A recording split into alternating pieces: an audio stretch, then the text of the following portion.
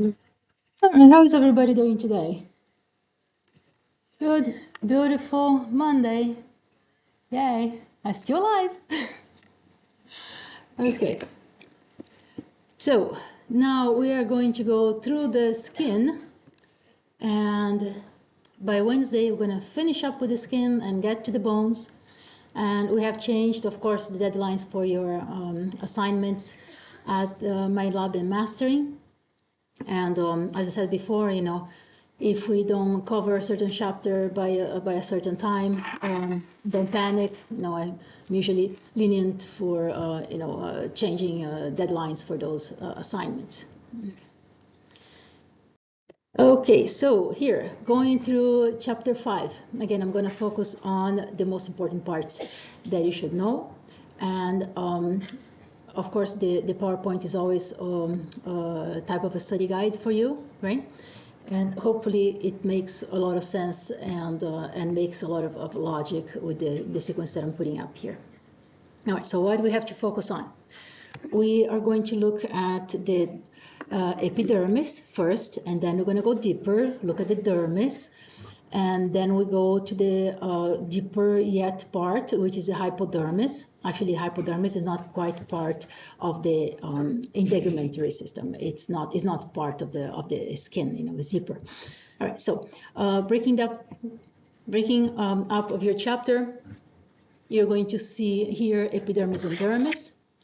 Then we are going to look at types of fibers and cells that you're going to find in these places. And then we're going to look at functions. And also, of course, you have to focus on all these different layers and what is composing the layers and what are the functions of those layers.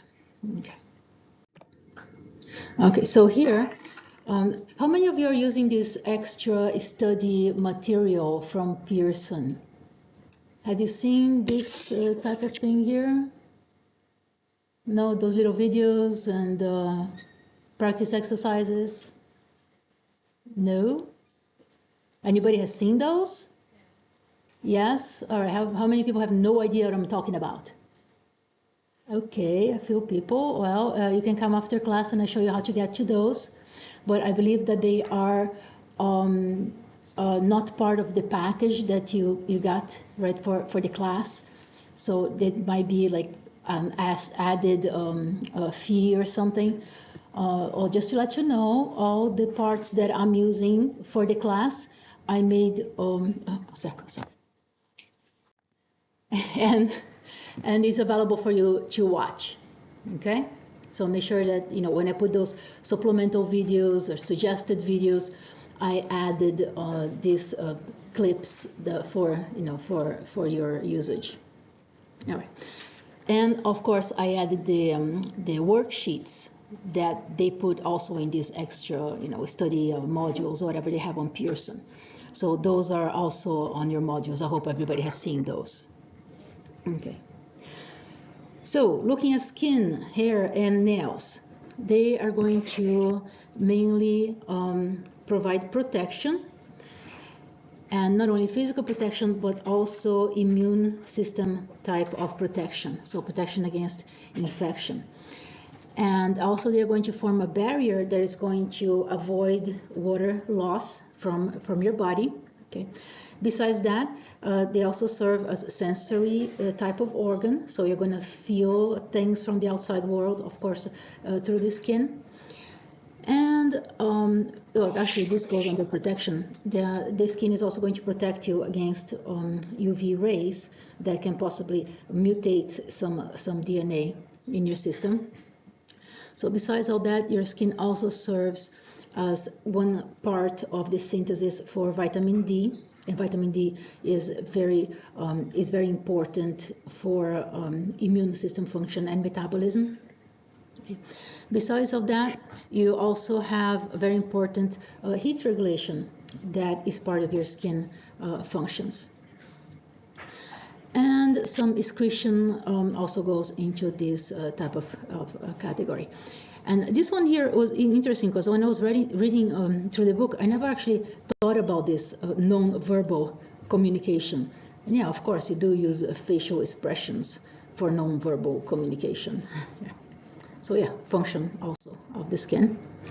All right. So here I added this supplemental video that is from Medicosis Perfectionalis. And I find that a lot of times this guy goes through very nice type of descriptions and explanations of the topics.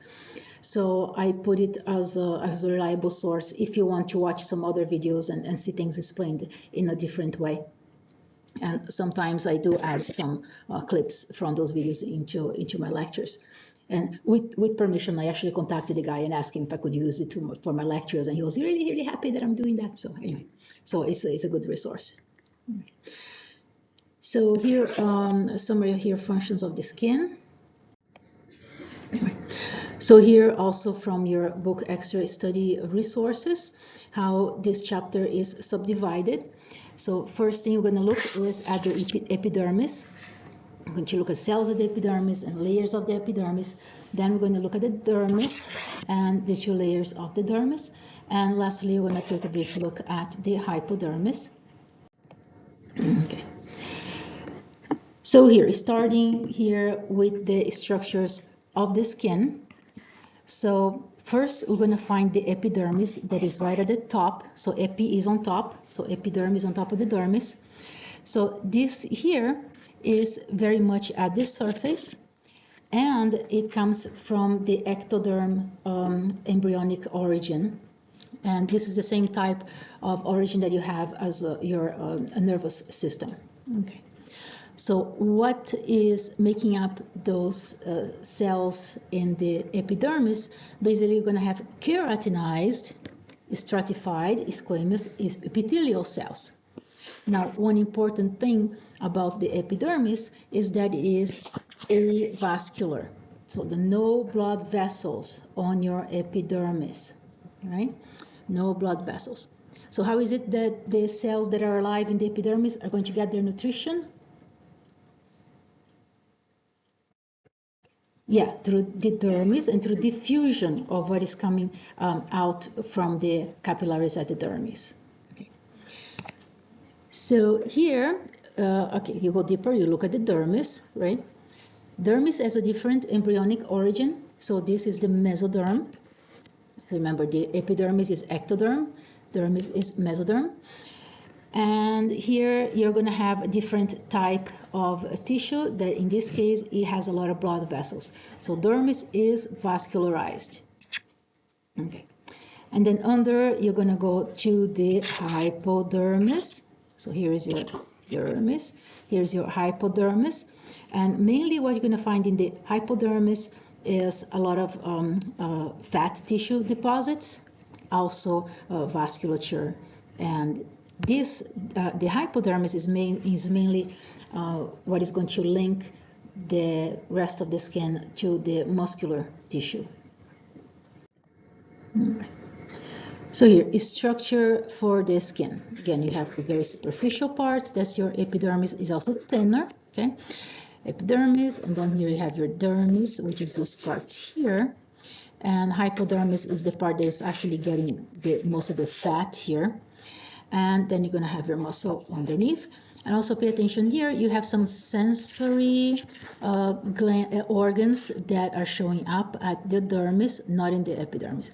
But what you have in the epidermis are actually some nervous endings, some nerve ending that is very important for tactile sensation. Okay.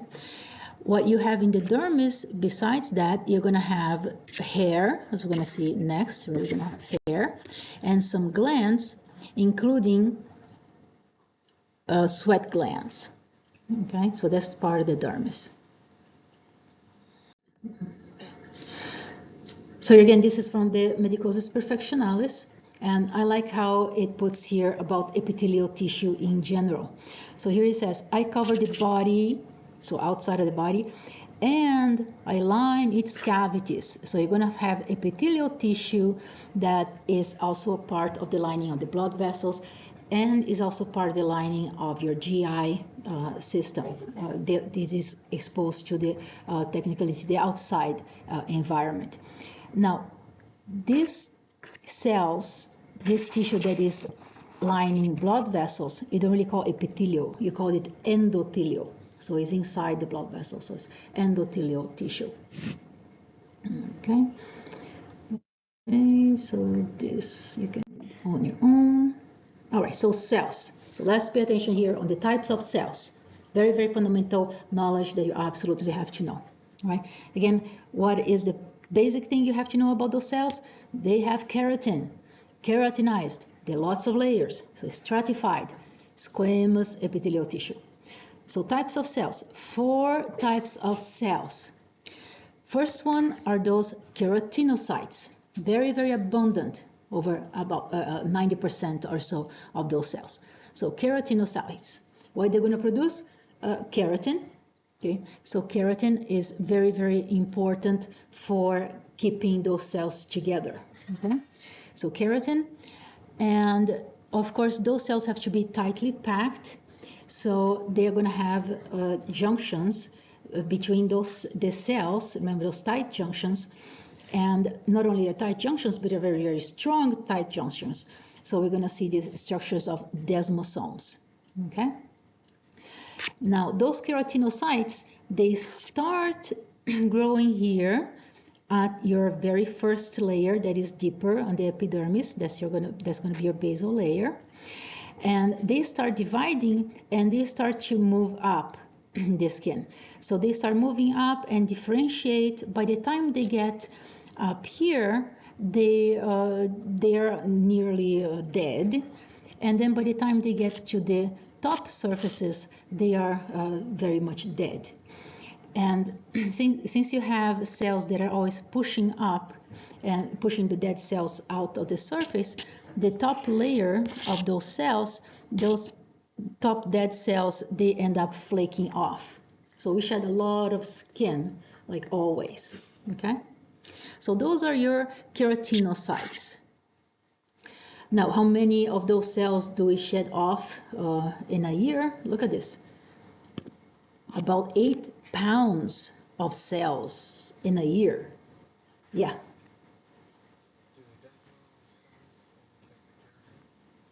The desmosomes are connection between the cells. So they are made of fibers that are part of the tight junction. So they are fibers that extend to the inside of one cell and to the inside of the other cell. It's like buttons that are stitched together. Very, very strong adhesion points. Okay. Okay. So so those are those are the keratinocytes. So besides all these guys here, like with all different shapes and different stages in their lives, besides the keratinocytes, you're also going to find one cell that is not listed there. Oh, here. Dendritic cells, right here. Those are the Langerhans cells. And they could also be macrophages. Okay, so those are cells of the immune system. So those cells are very important for patrolling for pathogens. Okay, so those cells hang around also in the epidermis. So those strange looking cells that have very weird shaped nuclei. You see, this cell has only one nucleus, and this nucleus is like connected by little tunnels to the next lobes of this nucleus. So this nucleus of the cell is actually called multilobar nucleus. Okay, but it's only one nucleus, kind of weird shape. So that's a part of your immune system cells. So besides those cells, so you look around here and you say, okay, these are keratinocytes, and then you're going to find here this strange looking cell, this melanocyte. Well, it has some protrusions. I have a better picture of this. It actually looks like a weird octopus, and it has a different color than the other cells. So melanocytes have melanin, so that's a skin. That's a type of pigmentation. Okay. All right. right, so besides those cells, you also have here some tactile cells. So that's this other blue looking cell here. So this type of cell is important for sensory, for touch, for feeling. Okay, so those tactile cells, those are actually Merkel cells. Those are connected to sensory neurons that will send, of course, information to your central nervous system. All right. So important thing to know here about the melanocytes. They produce, of course, melanin, and they transfer the melanin into little sacs or little vesicles. They transfer the melanin to the keratinocytes that are close to it. Okay, so they transfer it to the keratinocytes, and this is how the keratinocytes get the different skin pigmentation, depending on the expression of melanin of these melanocytes. Now, what is melanin good for? Well, basically is a shield that protects your cells from UV damage. So it works like a little umbrella that protects the nucleus of the cells, of the cell. Okay, so we're going to talk also more about those melanocytes. All right. So how many types of cells here? 4.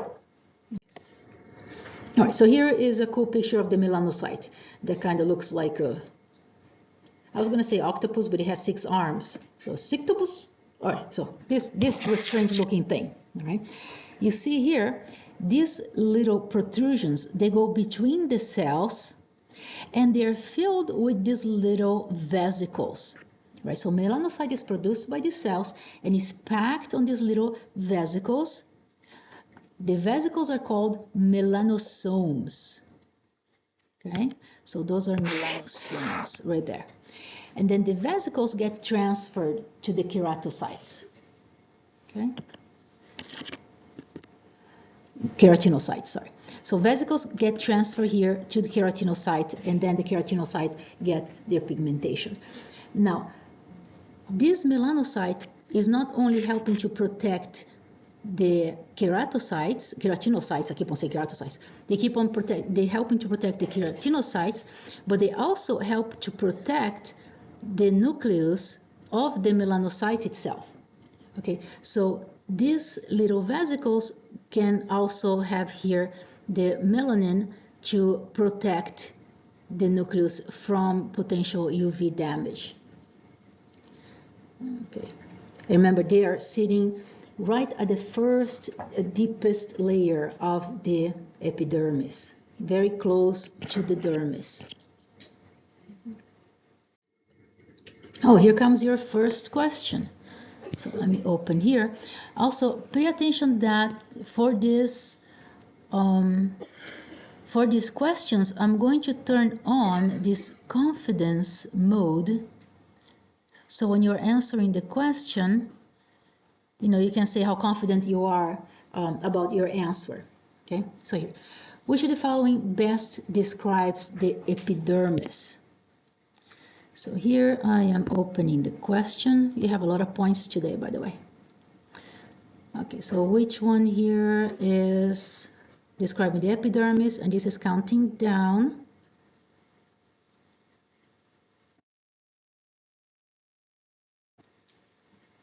So everybody should get this one correct. 10 seconds.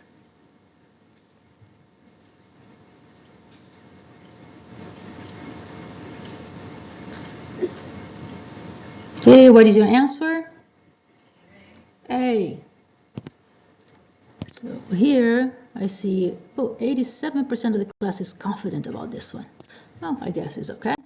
All right. All right, so now let's look at the layers and their functions and how they are working. First layer you have, the deepest layer in your epidermis is your stratum basale. Okay? There's another name for this stratum basale. You can call it stratum germinativum. Okay, so it is giving rise to new cells. The stratum basale is one layer of cells. So if you look over here, you're going to find your stratum basale right there. One layer of cells. that is always dividing. Okay, one layer of cells always dividing, and they are connected to each other by those strong adhesion focus points, and those are the hemidesmosomes. Okay, so they're stuck to each other, like you cannot really pry them apart. They're really associating with each other at those tight junctions. All right, so here, let me see what is important. Yeah, they are always dividing, and the cells that are dividing, they are going to push to the outside of the body. So they're pushing everybody else towards the surface.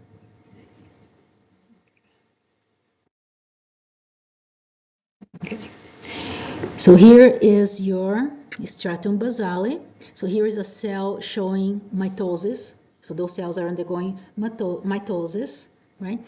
So they are dividing, they are pushing the other cells to the top. And here I included this mnemonics for you to remember the layers and the sequence of those layers. So the first one here is basale. So the first word here for these mnemonics is beautiful. Okay, so the mnemonics is beautiful skin glows like crystals. All right, so easy to remember. Beautiful skin glows like crystals.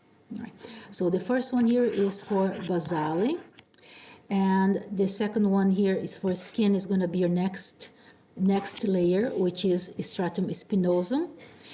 After the spinosum, you're going to get to granulosum. After granulosum, you're going to get to lucidum.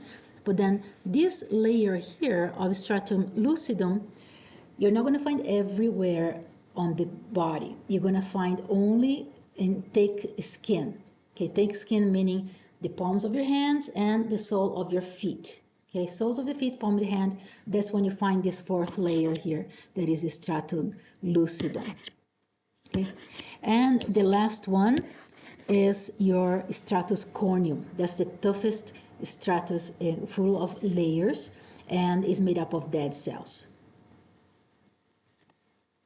Okay, so here is your basale. Okay, so after the basale, you're going to see the stratum spinosum, okay, which is right here.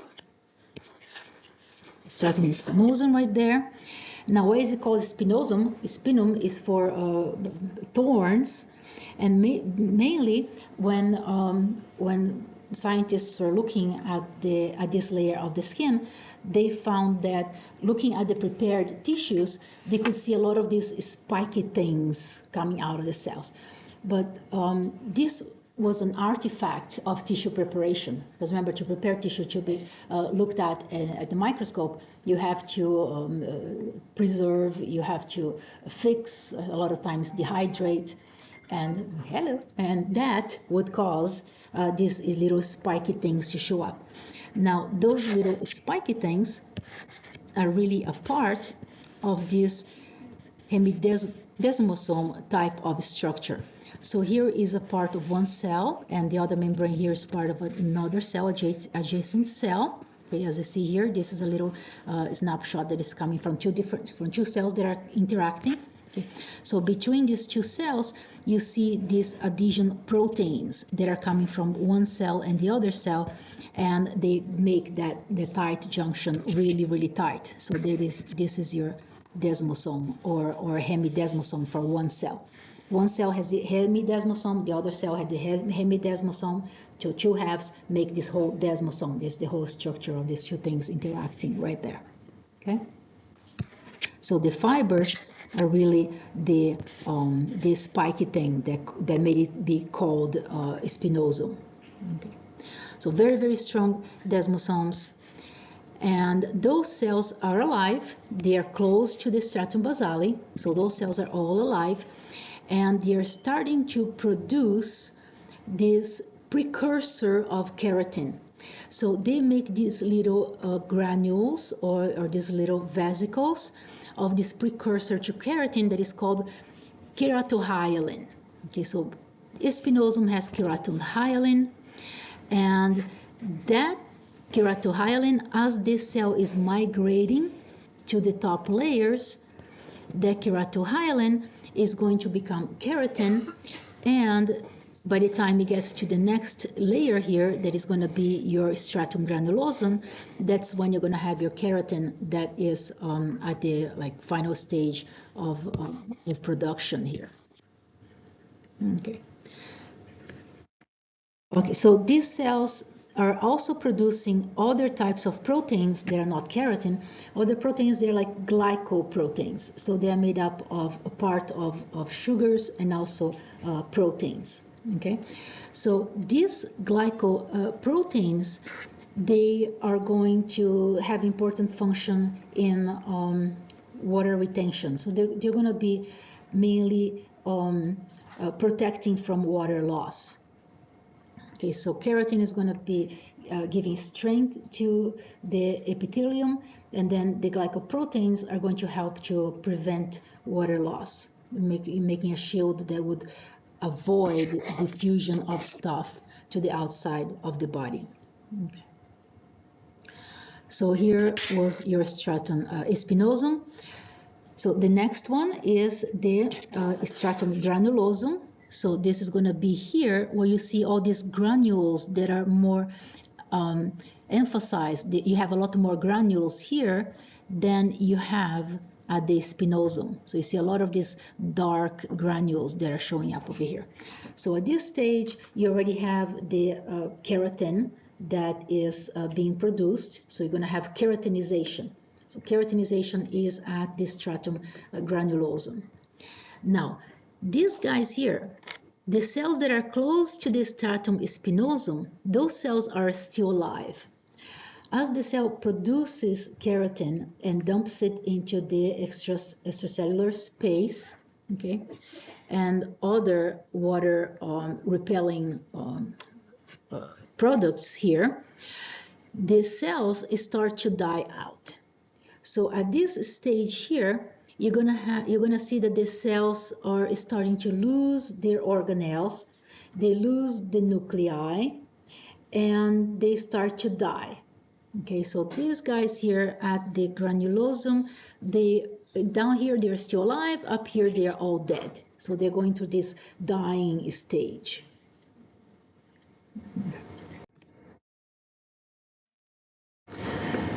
So here is just a different picture showing the stratum spinosum, and you see those little spikes. What else is important here? Granulosum is over there. So let's get here to the granulosum. All right. So this granulosum is not very thick. Oh, which one is the thickest layer? Just by looking at it. Spinosum. Look how many, like how big this is. Okay? So about 8 layers here. So this is the thickest one in volume. Okay. So spinosum is very thick, and then you get to the granulosum, you have about 5 layers of cells. So here is where you have the keratinization, and this is also where the cells are kicking out the organelles and kicking out the nucleus. So they start to die, they start to get flat, right?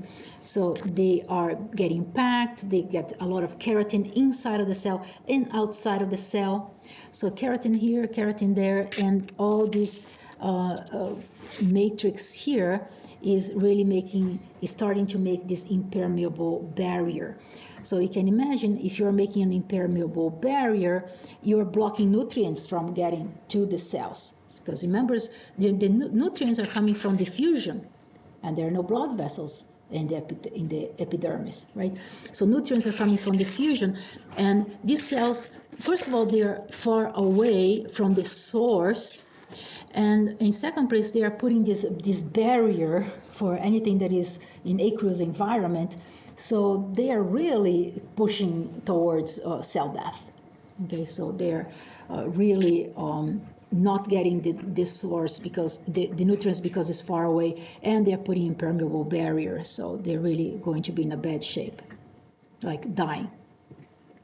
Okay. So this is from your study material, exercise study material. Okay. They have this other mnemonics that goes through different stages in this old lady's life. I forgot to put the mnemonics here. Maybe I have in some of the slides. They have like baby stage and the spinosum, I don't remember what they say. But then when it comes to the granulosum, it's like the granny stage. And this is kind of mean because the granny here starts to die, and it's like, oh, I prefer the glowing skin type of mnemonics. Anyway, I put this so you can have an extra study tool. So here, at your stratum granulosum, what is happening? You're going to have granules inside of the cell. Remember, the beginning stage of production of keratin, you have the keratohyalin granules, and those are going to be depositing inside of the cell. You're going to have like aggregates of those proteins and cross-linking of those proteins. Okay. And besides that, you're also going to have granules that are going to deposit the keratin on the outside of the cell.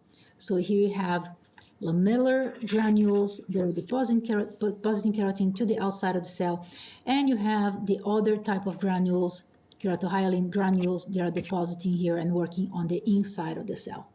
Now, these proteins that get deposited to the outside of the cell, they're also going to serve as this cement matrix. They're going to really keep the cells from dissociating. So it's more like a glue between the cells.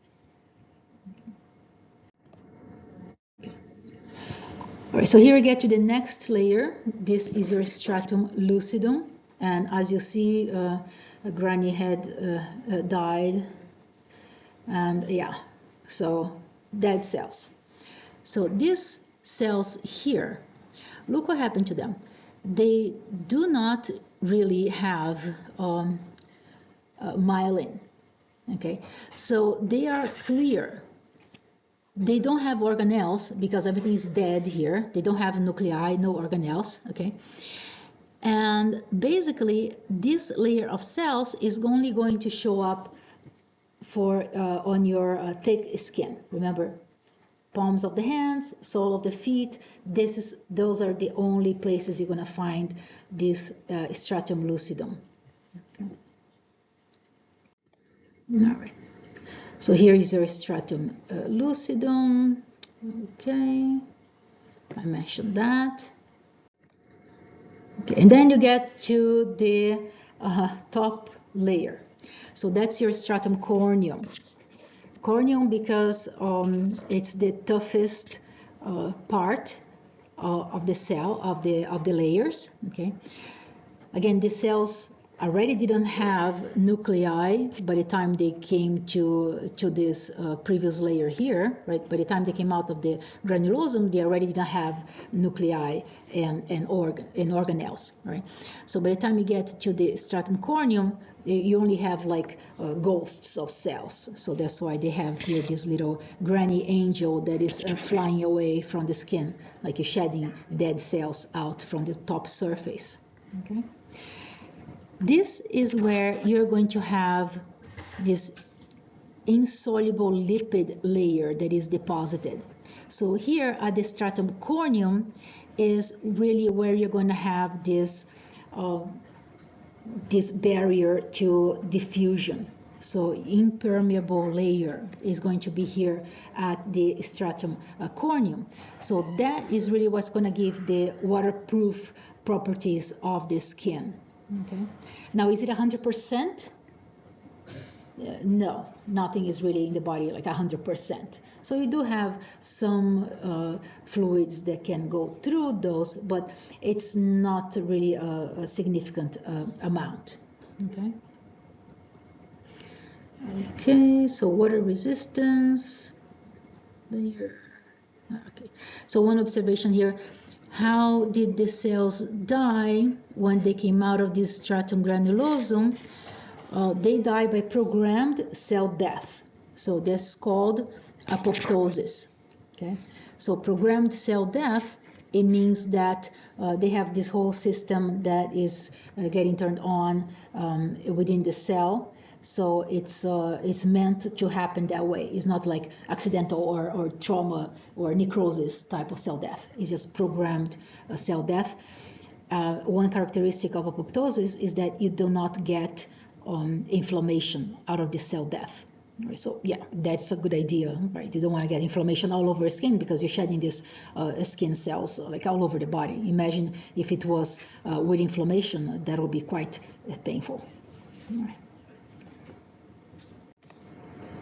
All right, so here is your stratum corneum, and is also the thickest layer in number of cells. There are layers of there. Actually, the stratum corneum is actually very, very thin. The whole epidermis here is very thin. Like if you think about a Ziploc bag, how thin the plastic of the Ziploc bag is, this is how thin your epidermis is. Okay, it's very, very, very thin. So imagine all these cells packed on top of each other, and everything is like that thin. Okay, so very thin. But then in the stratum corneum, you're going to have a lot of layer of cells, like up to 30 layers or so of these dead ghosty cells on top of each other. Okay. So what you're going to find there, you're going to find glycolipids that are used to cement the cells to each other. You're going to find these dead keratinized cells, right? So you have glycolipids, there is cement. The dead ghosty cells, those are the little bricks. And what else you're going to have here? Besides the keratin fiber and the glycolipids, you also have some other proteins that are very useful for defense against pathogens that can get to the surface of the skin. So you have some natural antibiotic proteins that are produced also at the site, and they are being deposited at the corneum level. Okay. All right, so at the stratum corneus, that's when you're going to have flaking of the top layer and reposition. And here is another question. Okay, which of the following is also known as the waterproof layer of the epidermis? So everybody should get this one correct. I'm opening here.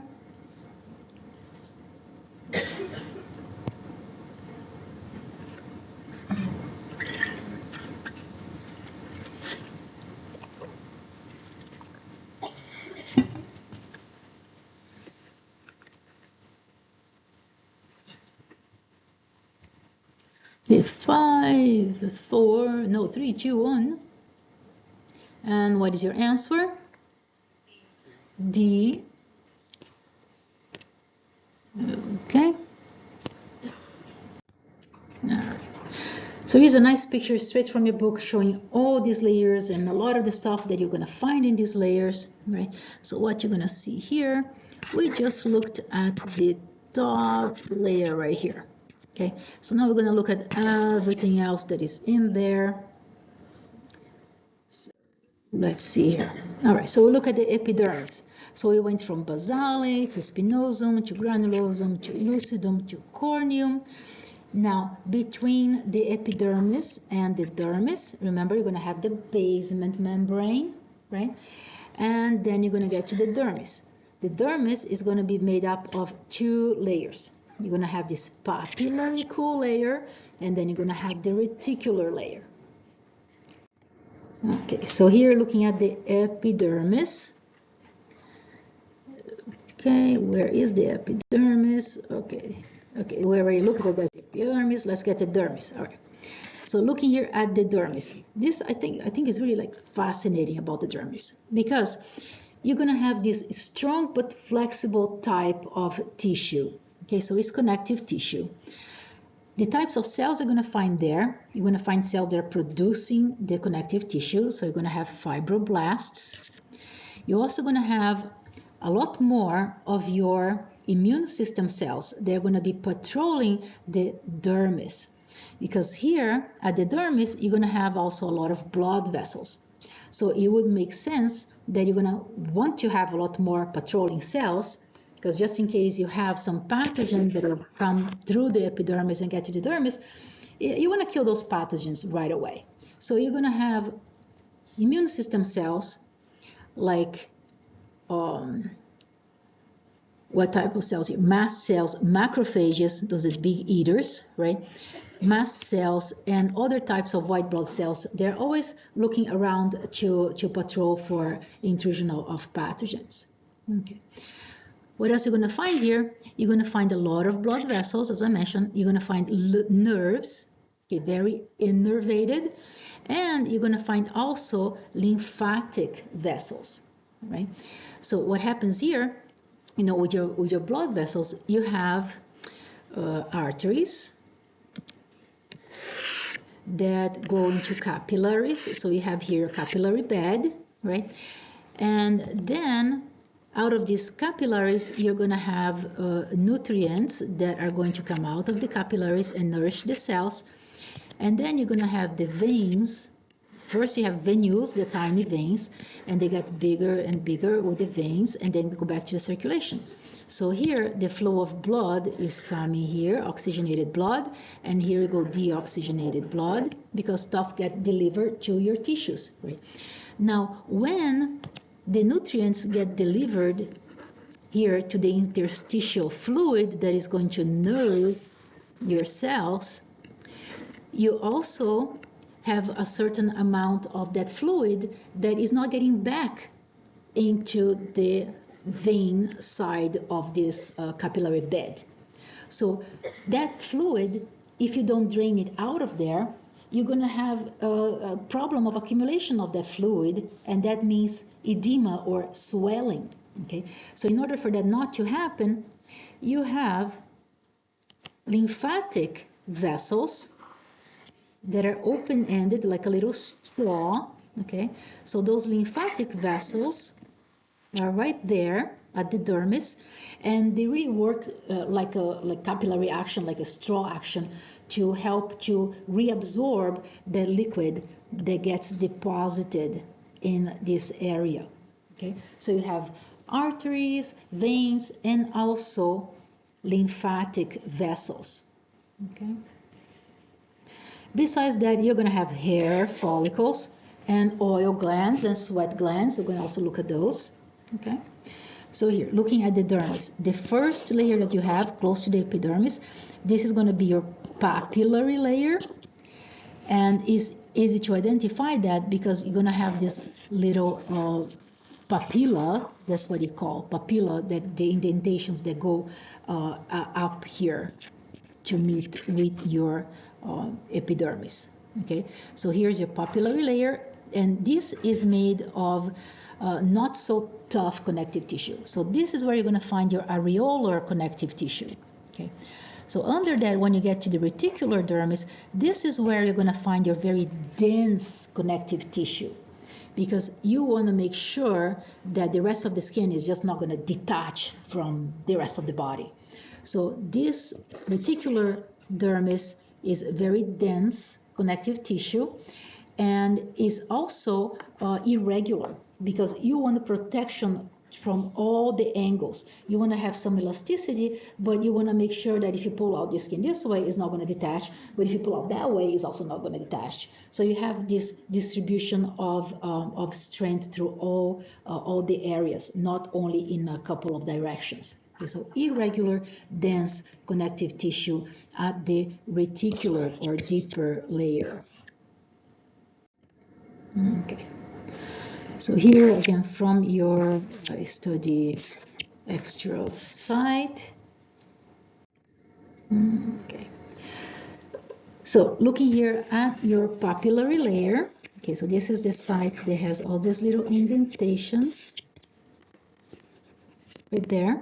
So what you're going to have there, you're going to have little blood vessels. So those are your capillaries right there. So you have papillary layer capillaries. And you're also going to have some sensory organ, like right here, okay, right there. So those are called Meissner corpuscles. So they are important to sense touch, right at those papillary layers right here. Okay. Now this little papilla, those are very important for adhesion of your epidermis to your dermis, because they are going to increase the area that the epidermis is in contact with the dermis. Okay, so it's going to increase the surface area and is going to give it some extra dimension of rigidity on not separating the epidermis from the dermis. So here you have this ridges. Actually, when you look from the epidermis side, you call that those little indentations ridges, okay, so coming from the top. And then you look at the dermal side, you call those papilla. So ridges and papilla, they get together there and they kind of lock. And when you look at the thick skin, which is, you know, palms of the hand, sole of the feet, you look at your fingers and you see these little ridges that are really the consequence of this interaction here of papilla and ridges. So that's really what gives you your fingerprints. Okay. So here is another better picture for that. Okay, so you have here the ridges, they're coming from the epidermis, and the papilla that is coming here from the dermis, and that's the increase in the surface area, and that's what gives you your fingerprints.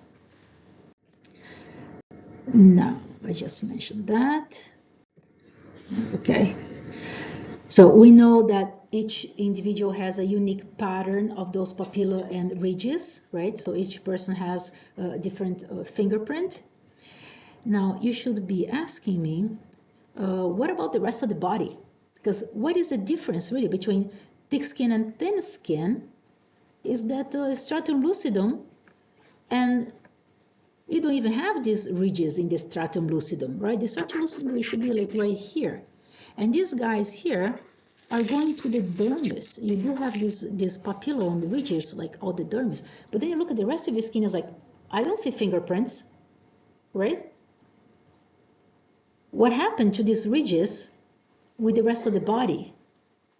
Do you think they just disappear? It's not there? You can't see them? No, they're there. They're there. We just can't see them. But they make very important patterns of this skin attachment, and that is actually important for like surgical plans. So let's say that you want to go into health profession, you're going to go into surgery, and then you're going to say, okay, I'm going to get this appendix out of the person. So you go here to the right lower quadrant, and you're going to make a cut. Now, when you decide on how to make the cut, you're going to rely on these patterns of papilla and ridges, because you want to cut it along these ridges, along these lines, so that recovery is going to be faster, and you're also going to have less scarring. Okay, so those ridges, these patterns of interactions of epidermis and dermis is important all over the body. But then, of course, we see obviously the effects on fingerprints, but then the rest of the body also has these types of patterns that they're useful for something. Okay.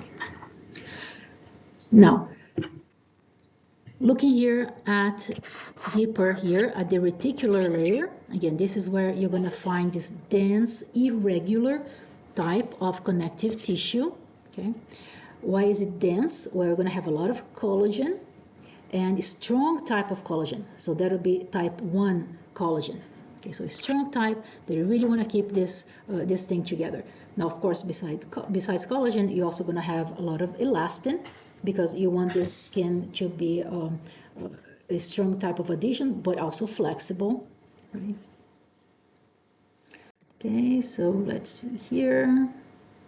All right, so this is this idea again of your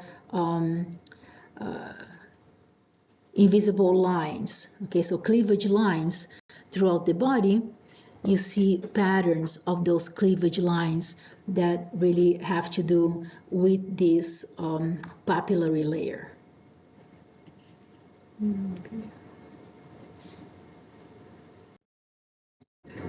Okay, so let me see here what is more important to know here. Again, we mentioned that you do have those immune cells. So you have your macrophages that are growing around in these fibers and patrolling the area. The cells are important for the position of the matrix. Those are the fibroblasts. Okay, so collagen and elastin. So let me see here. All right, so this part here, let me see, get a better picture here.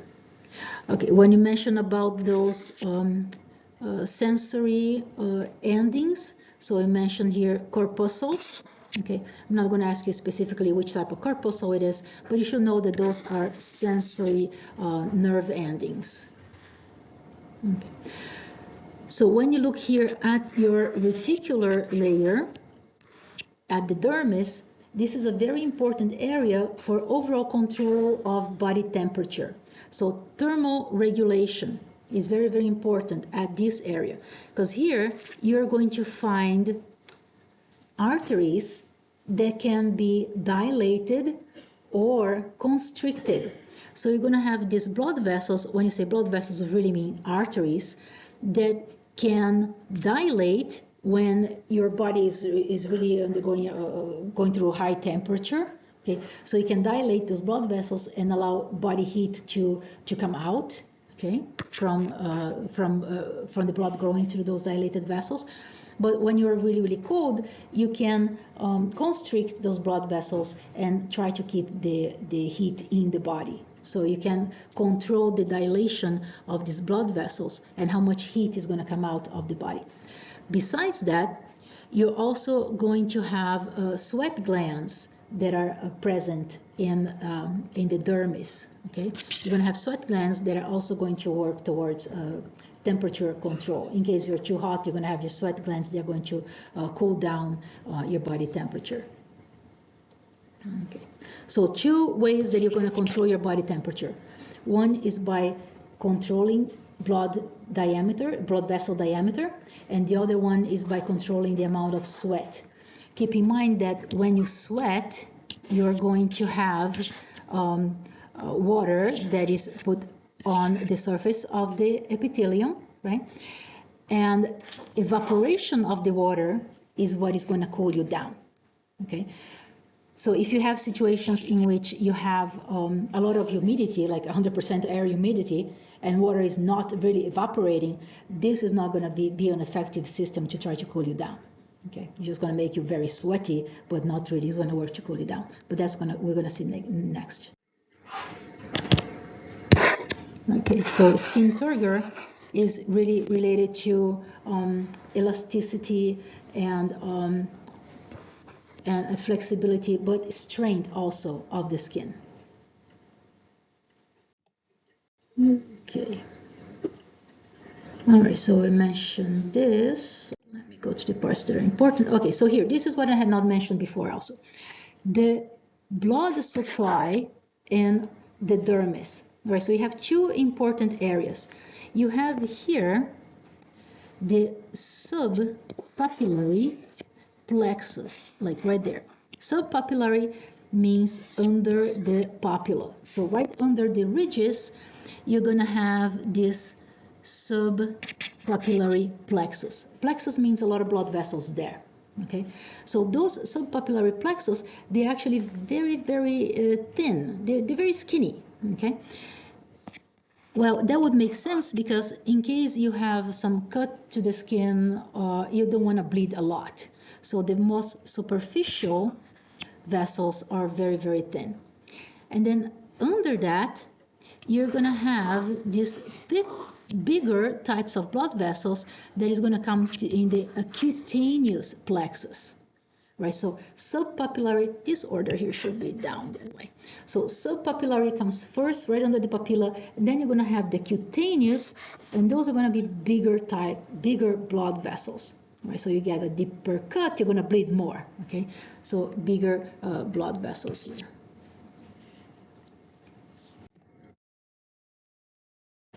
Okay, so let me see here. Right, so which one of this is going to help you to control body temperature? Now we had looked at glands before, so you should have no trouble answering this.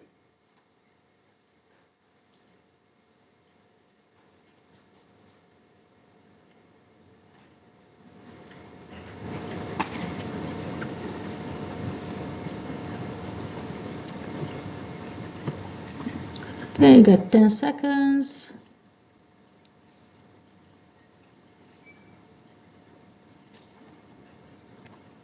And what is your answer? B, that's your eccrine gland. So a lot of people are not very confident about this answer. Did I mention anything about sebaceous glands yet? No. So most likely that's the wrong answer. Sebaceous glands have to do with the hair. Gonna see next. Okay. All right, so here, overview of how you regulate your temperature, okay? So as I mentioned, we have control of blood vessels. So you can constrict the blood vessels to keep the heat in the body, or you can dilate the blood vessels to let the heat out. So this is one type of temperature control. Then the next type, the temperature control, is really by sweating, okay? So sweat glands. Okay, we mentioned that. Okay, so let me see here. All right. Then we come to this other part, the deeper part that is after really the skin, and this is your hypodermis, right? So what you're gonna find there, mainly you're gonna find fat deposits. So you're gonna find your adipocytes there. You're gonna store a lot of this fat. What is the use of the fat? Well, you wanna insulate your body from losing a lot of heat. You want to pad your body just in case you have to protect yourself against injury, right? And besides all that, this serves as anchor of your skin of the dermis to the muscle. So this layer of the hypodermis is really going to help to connect the skin with the muscle. All right, so before we go into the next part here, I want you to think about those ridges, right? The ridges and the papilla, right? Increases of surface area. You want to really keep your skin adhered because you have those connective tissues, right at the site, right? And you have the nutrients that are going to the epidermis, right? Now, is it possible that sometimes you kind of lose that connection? What could happen that would make you make those layers come apart?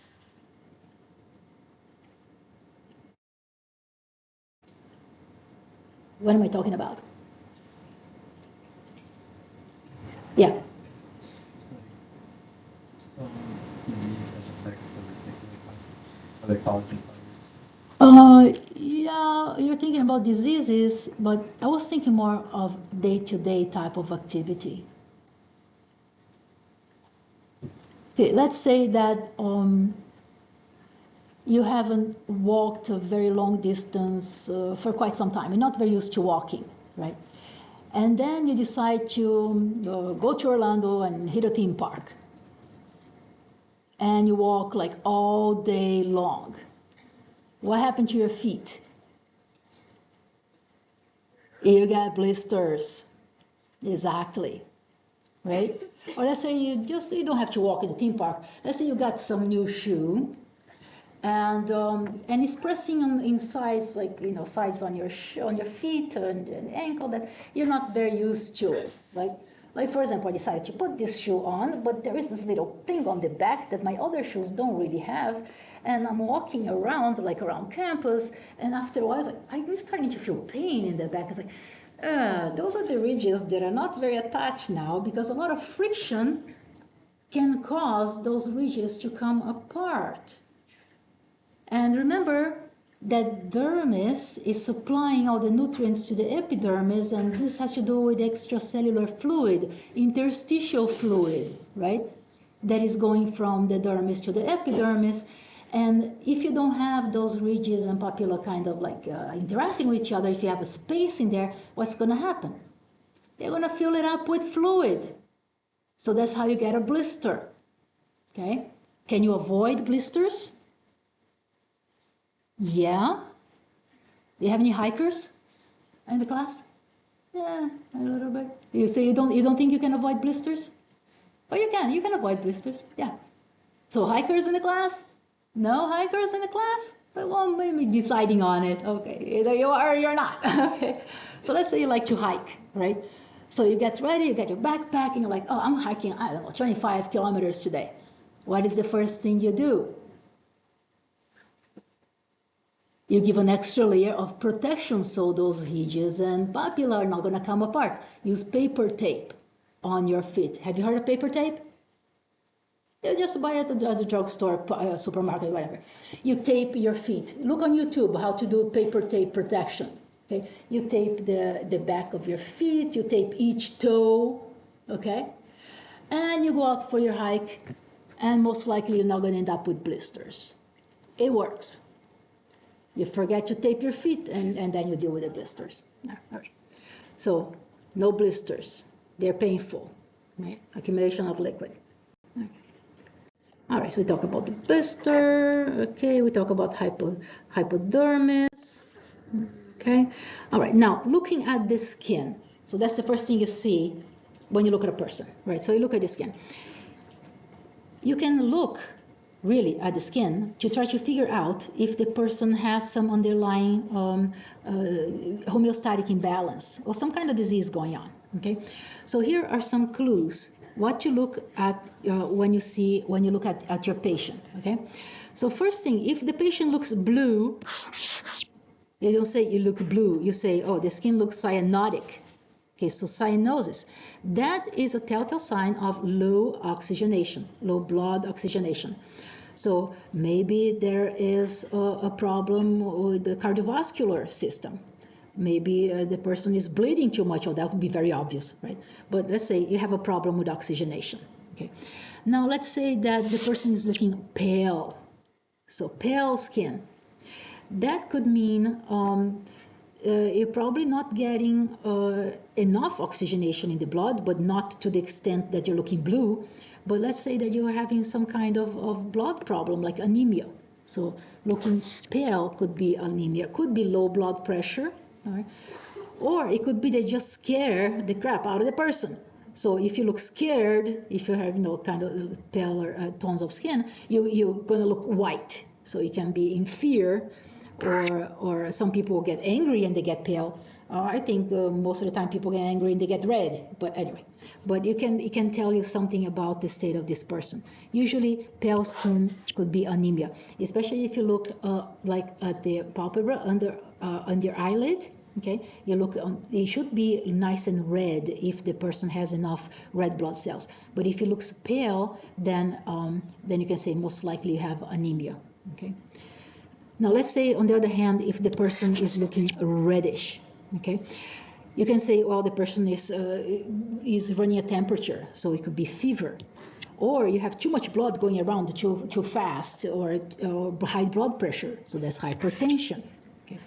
Or the person could have some kind of infection, could be inflammation, generalized inflammation, or a person could have some type of allergy, right? Because remember, with allergies, you have production of histamine on the skin, and that could lead to redness, signs of inflammation, okay? So that could be a telltale sign. Redness is called erythema. Now, let's say you look at somebody and they kind of looking yellow. So that's jaundice. When you see a person looking yellow, first thing that should come to your mind is liver problems, okay? Because the yellow pigmentation would be a consequence of bilirubin on the skin. Bilirubin is breakdown of hemoglobin, and that's what deposits on the skin, also in the sclera, the white part of the eyes. So if you look at the person, they're looking yellow. You look at the eyes, they look yellow. You should say, liver problem, okay? Metabolism problem. So jaundice.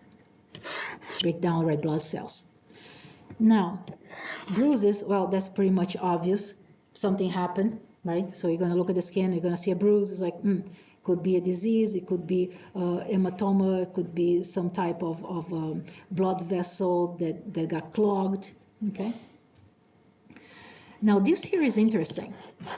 When you look at the back of the head, you call this necklace type of telltale sign. It looks kind of dark, like the person was exposed to the sun all day long and the rest of the body was covered by t-shirt. You see this dark line on the back of the head.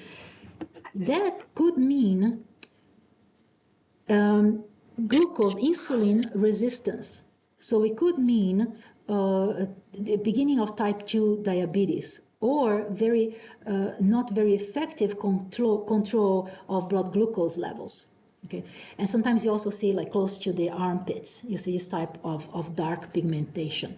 Okay, so just by looking at the skin, you can infer some of the possible conditions that this patient can be going through. All right. Oh, and here's another question. Told you, it's like birthday party today. Which of the following skin colors may indicate anemia, so not enough red blood cells?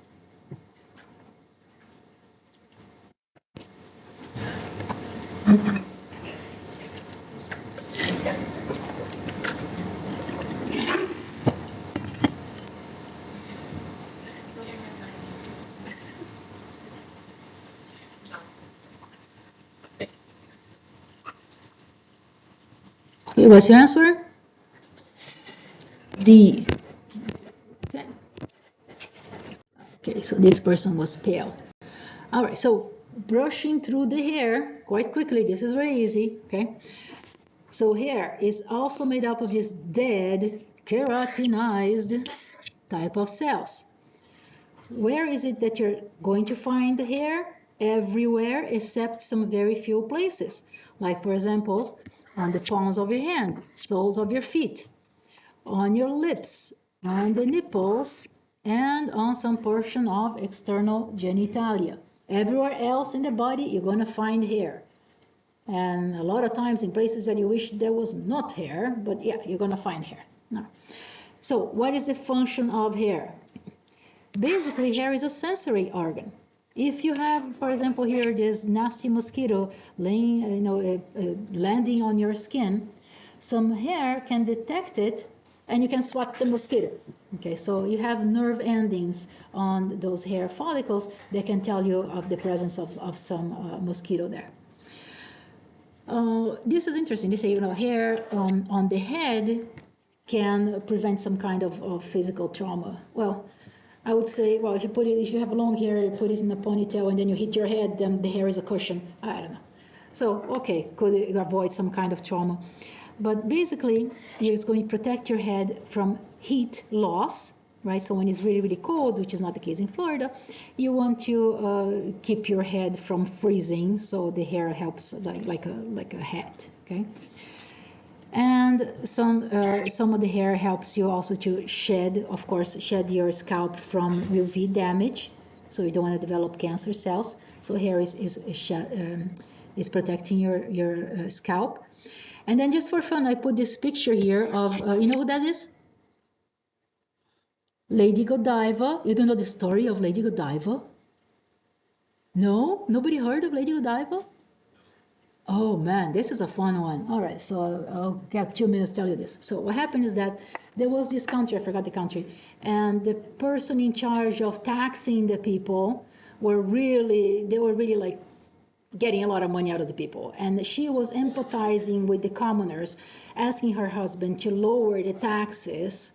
And he was so annoyed that she was always asking him to lower the taxes. So he kind of made a bet, kind of challenged her, saying that if she would gallop around the city totally naked, he would lower the taxes. So what did she do? She used her hair as her only clothing factor. So I guess hair can be useful for that too. And she galloped throughout the city, and sure enough, the guy lowered the taxes. So here is, serve as clothing for Lady Godiva ride. I was just wondering if some first lady would take on that challenge. She could wear a wig. I mean, have you seen the price of meat lately because of the tariffs imposed in Brazil? You know, I mean, I went to BJ yesterday and a piece of meat was like $150. Like, what on earth? So I was really thinking about Lady Godiva. But anyway, coming back to the hair. So what is it composing your hair? You're going to have dead cells, keratinized type of dead cells. The keratin is different than the keratin you find on your skin. So this keratin is harder. So it's hard keratin. It is a lot more durable than the keratin you have on the skin. And it shouldn't really like flake off. So in theory, you can grow your hair like forever, like, you know, Lady Godiva type of long hair. In practicality, that doesn't really happen because hair goes through different growth stages, and there is a dormant stage to the hair growth, and then your hair will fall off. You know, like usually if you have a lot of hair loss, there is normal. Okay. Now, parts of the hair. The part that is outside of the skin or the scalp, you call that the shaft. And whatever is in the skin, you call that the root. Okay. So here, if you look at the composition of your hair follicles, you're going to see that those are going to extend from the epidermis all the way here to the dermis. So you have this area that is derived from the epidermis that goes all around here. And then you have another area that is coming from under your root, and that is derived from the dermis. So you have two types of compositions here of your hair follicles. Okay, so this is your follicle right here. So you have this peripheral connective tissue. There is this fibrous sheath that is coming from the dermis. And then you have right under it this glassy membrane here that is coming, this epithelial root sheet that is coming from the dermis. Well, sorry. Yeah, I flipped here. Connective tissue is coming from the dermis and glassy membrane from the epidermis. When you look over here, you see one is coming from epidermis, the other one is coming from the dermis. I have to check on the roots of those two just to make sure I didn't put anything wrong here.